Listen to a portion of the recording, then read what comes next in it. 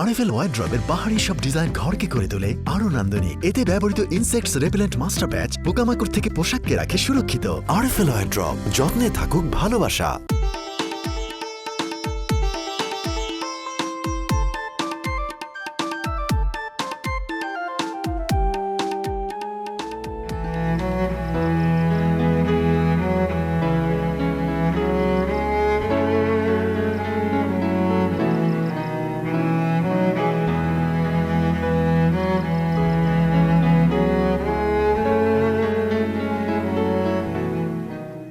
একসময় যাকে ভাবা হতো পরিবারের জন্য কিছুই করতে পারবে না, সইতে হয়েছে সমাজের কটু কথা, তিনিই এখন পরিবারের শক্ত খুঁটি, সমাজের দৃষ্টান্ত।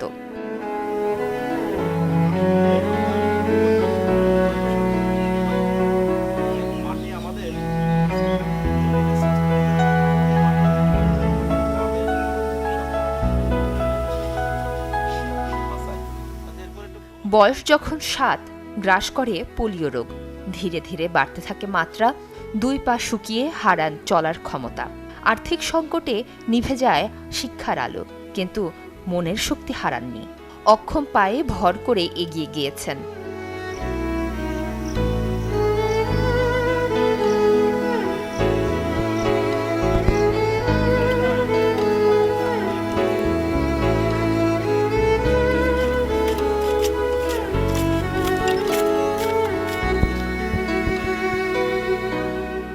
মাগুরার নালিয়াডাঙ্গি গ্রামের কৃষক আকাশ খানের সফলতার আড়ালে লুকিয়ে আছে অনেক বঞ্চনা আর অবহেলার গল্প।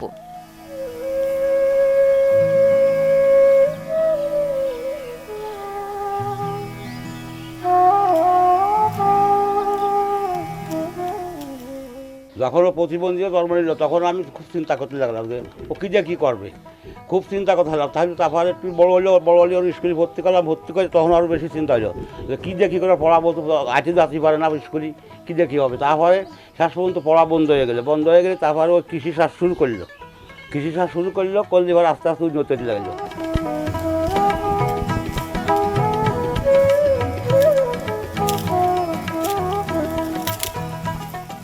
2016 সালে আকাশ চিন্তা করেন জমিতে ফসল উৎপাদন করবেন, কিন্তু নিজের তো জমি নেই। বর্গা নেয়ার চেষ্টা করেও ব্যর্থ হন। অনেক বুঝিয়ে স্থানীয় একজনের কাছ থেকে 1 বিঘা জমি বর্গা পেয়ে হাইব্রিড কুমড়ার চাষ শুরু করেন। এরপর থেকেই শুরু সফলতার গল্প। আমি অন্যের কাছে জমি চাইতে গেলে কেউ আমারে 1 টুকরো জমি বর্গা বা লিজ দিতে চায় না, কয় তুমি প্রতিবন্ধী মানুষ, কি করব, তুমি কি করবা জমি নিয়ে, আমার জমিটা নষ্ট করতে পারবো না। তো সেই ক্ষেত্রে আমি বসে থেকে এবং বিভিন্ন চিন্তা করি যে কীভাবে কি করা যায়। তো প্রতিবন্ধী ভাতার টাকা পাই একবারে 8,500 টাকা, সেই টাকা দিয়ে আমি জমি লিজ নিয়ে 2800 টাকা খরচ করে 40,000 টাকা বেচা কেনা করি নিরাপদ মিষ্টি কুমড়া উৎপাদন করে 40 শতক জমি থেকে।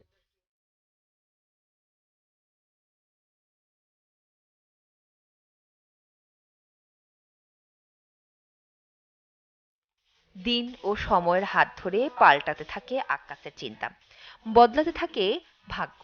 মশলা জাতীয় ফসল, কালোজিরা, চিয়া সিড সহ নতুন নতুন আবাদ করে এলাকায় সাড়া ফেলেন তিনি। এখন নিজের জমি সহ 60 বিঘা জমিতে পাটের আবাদও করছেন। আমাদের এখানে একই জমিতে ফসল হতো 2টা, ধান আর পাট। এখন আমার এই বিভিন্ন আধুনিক ট্রেনিং পেয়ে আমার এখানে একই বছরে 4টি করে ফসল হচ্ছে। পাট কাটার পরে আমরা মিষ্টি কুমড়া করব, ক্ষীরা করব, ক্ষীরার করে তারপরে আমরা করব যেরকম ঔষধি সম্পূর্ণ ফসল, যেরকম চিয়া সিড একটা সুপার ফুড। এটা আমার আমার সমগ্র মাগুরাতেই প্রথম আমি করছি এবং এটা দেখা দেখি আমার অন্য কৃষকরাও আশাবাদী এবং আমরা আগামীতে বড় প্লটে করব।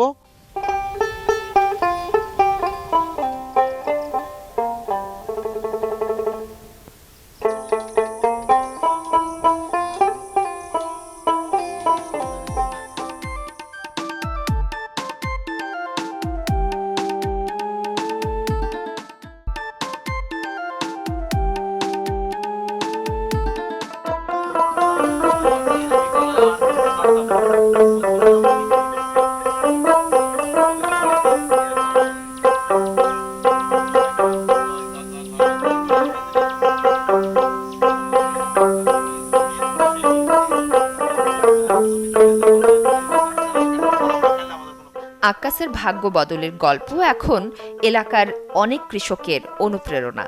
শুধু তাই নয়, স্থানীয় কৃষি সম্প্রসারণ অধিদপ্তরও এগিয়ে এসেছে নানা সহায়তা নিয়ে।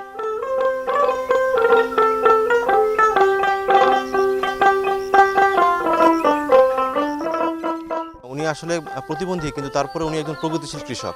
উনি একজন বাংলাদেশের ভিতরে একজন অত্যন্ত অনুকরণীয় একজন কৃষক, এবং তার দেখা দেখি অত্র এলাকায় অনেক কৃষক বিভিন্ন ধরনের চাষাবাদে কিন্তু উদ্বুদ্ধ হয়েছেন। এবং আমরা চাই যে আক্কাস খান সে শুধু একা না, আমরা চাই আক্কাস খানের মতো আরও কৃষক উদ্বুদ্ধ হয়ে এভাবে সামনের দিকে এগিয়ে আসুক। তাহলে মাগুরার কৃষি তথা বাংলাদেশের কৃষি সামনের দিকে আরও এগিয়ে যাবে বলে আমরা আশা করি।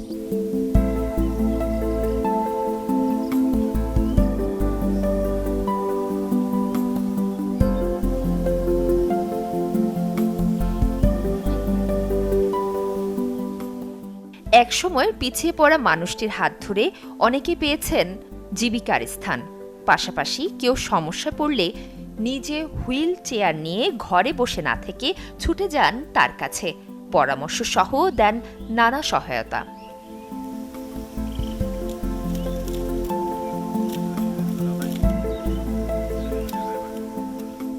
একদিনও বসে থাকতে না, আমরা প্রতিদিন আমাদের কাম হয়। আক্কাস খানের ওখানে প্রতিদিনই কাম করি। এই আবাদ আক্কাস ভাইয়ের জমিতে আমরা 12 মাস খালি কাজ করে সংসার জীবিকা চালাই, এবং আক্কাস ভাই ভালো থাকে, ওর সাথে আমরা সুস্থ থাকি।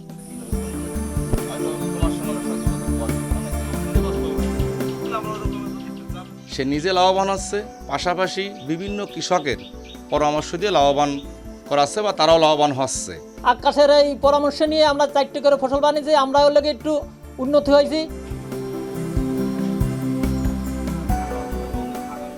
মনের জোর আর ইচ্ছা শক্তি থাকলে সবই করা সম্ভব। আমি মনে করি অনেক মানুষ হাত পা ভালো থেকেও তারা প্রতিবন্ধী, কেননা তারা কোনো কর্ম করে না, কর্ম করার ইচ্ছা শক্তি তাদের মাঝে নাই। যদি আমার মতো এরকম ইচ্ছা শক্তি আর মনোবল কাজে লাগাই, আমি মনে হয় বাংলাদেশে কোনো মানুষ বেকার থাকবে না, কোনো অসহায় থাকবে না। সবার মুখে একটা সুন্দর হাসি ফুটবে, সবাই সুন্দর জীবনযাপন করতে পারবে এবং দেশকে সোনার বাংলা গড়তে পারবে এবং স্মার্ট বাংলাদেশ উপহার দিতে পারবে।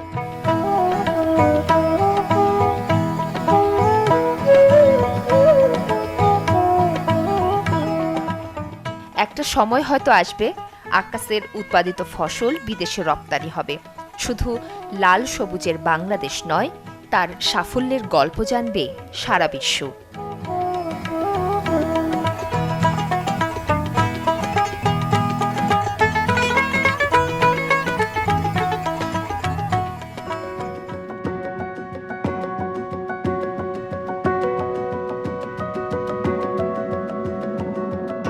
না হওয়ার থেকে দেরিতে হওয়া ভালো। আমি ট্রেনটাকে চালাই দাও। শারীরিক অক্ষমতা কিংবা বয়স কোনো বাধাই নয়, তারই আরেক উদাহরণ আবেদ সিরাজ। তার গল্প জানব বিরতির পর।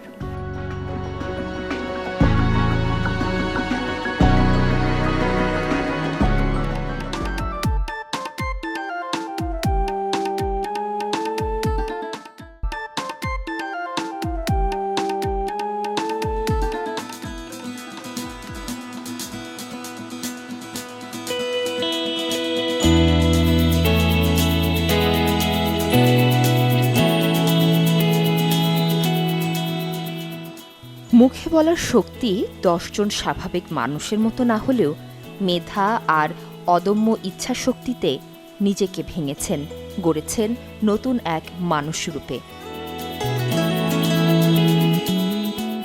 ভাঙা গড়ার পথে বয়স যে বাধা নয় তাও প্রমাণ করেছেন। আত্মবিশ্বাস আর অধ্যাবসায়কে ভর করে সব বাধা যে উতরে যাওয়া যায় তার প্রমাণ দিয়েছেন আবেদ সিরাজ। 60 বয়সের মানুষগুলো যখন ভাবছেন ফুরিয়ে আসছে দিন, তাদের কাছে উদাহরণ এই মানুষটি। ছোটবেলা থেকেই স্বাভাবিক 10 জনের মতো স্পষ্ট করে কথা বলতে পারেন না আবেদ সিরাজ। এজন্য মনের ভাবটাও প্রকাশ করেন অনেক কষ্টে। তাতে কেউ বোঝেন, কেউ বোঝেন না। পড়াশোনা শেষে কর্মক্ষেত্রে পড়তে হয় নানা সমস্যায়, কিন্তু দমে যাননি এতটুকু। প্রযুক্তির ছোঁয়ায় নিজেকে গড়েছেন একজন দক্ষ ফ্রিল্যান্সার হিসেবে। দু একটা প্রতিষ্ঠান ছিল, তারাও নেই। আমি যখন কিটে আসছি আমি দ্বন্দ্বে ছিলাম যে তারা কম নেবে কিনা না নেবে। তখন আমার 63 বয়স ওই ধরনের ছিল, ওইরকম।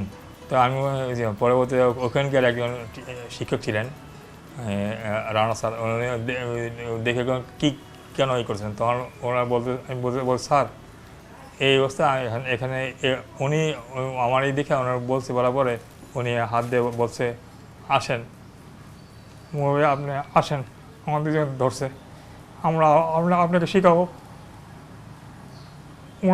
ওনারা আমাকে নিছে, নেওয়ার পরে ওনারা টাকা দেয় নেই, ওখানে ভর্তি করেছে, করার পরে ওখান থেকে আমার যাত্রা আরম্ভ।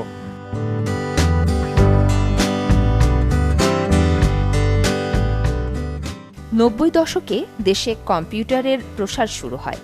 তখন আবেদ সিরাজ এক আত্মীয়ের বাড়িতে কম্পিউটার কাজ শিখতেন। টুকটাক ডেটা এন্ট্রির কাজ করতে থাকেন।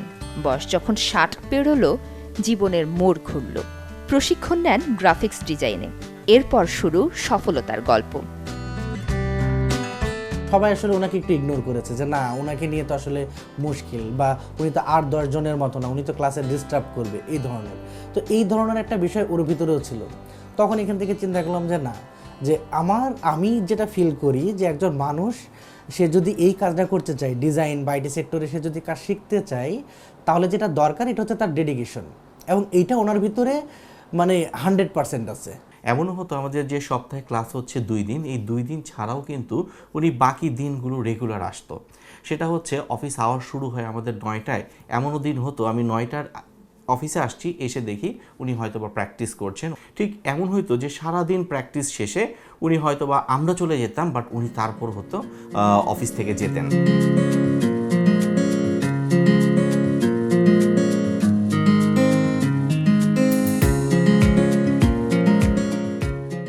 এখন অনলাইনের বিভিন্ন প্ল্যাটফর্মে কাজ করে আর্থিক উন্নতির সাথে সাথে সংসারের ভাগ্য বদলেছেন তিনি। সাথে 2 ছেলে ও 1 মেয়েকে করছেন স্বশিক্ষিত। উনি একজন বাক প্রতিবন্ধী হয়েও সে থেমে থাকে নাই, সে চাচ্ছে যে এই কাজটা আগায় যাওয়ার জন্য, এটাই চাচ্ছে। আর আমরাও ভাবি নাই যে হে এত দূর পর্যন্ত যাবে। আমি আমার ওয়ার্ক লাইফে দেখা যাচ্ছে যে অনেক সময় হতাশা কাজ করে, বা বিভিন্ন কাজ মনে হচ্ছে যে এটা আমার দ্বারা হবে না। তখন আমার আসলে আমার বাবার ডেডিকেশনটা আমাকে খুব ট্রিগার করে যে এই বয়সে এসেও যদি এই কাজগুলো সে এত প্রতিকূলতার মাঝখানে করতে পারে, তাহলে আমি কেন পারবো না।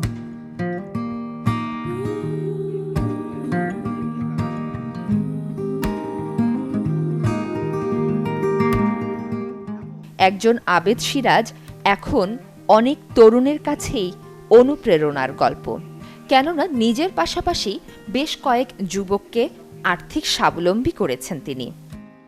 সে তো বাক প্রতিবন্ধী, তো তার কথা বলা নিয়ে সমস্যা হয়, তখন আর কি আমি হেল্প করি তাকে, যে তার যে বিষয়টা সেটা বাইরের সামনে তুলে ধরি, যে এই বিষয় এইভাবে, এটা নিয়ে বাইরেদের কোনো প্রবলেম হয় না, যে সে কথা বলতে পারে না বাট আরেকজন কথা বলতেছে তার হয়, কিন্তু তার কাজের কোয়ালিটি তারা অ্যাপ্রিসিয়েট করে সব সময়। ওনারা বিভিন্ন ধরনের কাজ দিয়ে থাকে, তো আমরা দেখা যাচ্ছে এক একজন এক এক সাইডে আর কি এক্সপার্ট, ঠিক আছে। তো সেই কারণে আমরা হচ্ছে যখন যে অর্ডারটা আসে আমরা দেখি যেটা আসলে কার ভিতরে যায়। তো আমাদের ভিতরে যদি থাকে, যেমন আমার কাজ হচ্ছে graphics related, product packaging design অথবা হচ্ছে এমব্রয়ডারি ডিজাইন, এই কাজগুলো আমি করি।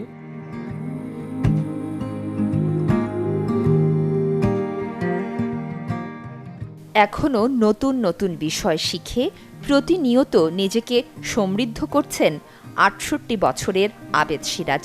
স্বপ্ন দেখছেন নতুন সম্ভাবনার এক আধুনিক বাংলাদেশ। প্রশিক্ষক, সন্তান, বন্ধু বান্ধবের কাছে হার না মানার আদর্শ মডেল তিনি। বেটার লেট দেন নেভার। না হওয়ার থেকে দেরিতে হওয়া ভালো। তুমি ট্রেনটাকে চালায় যাও।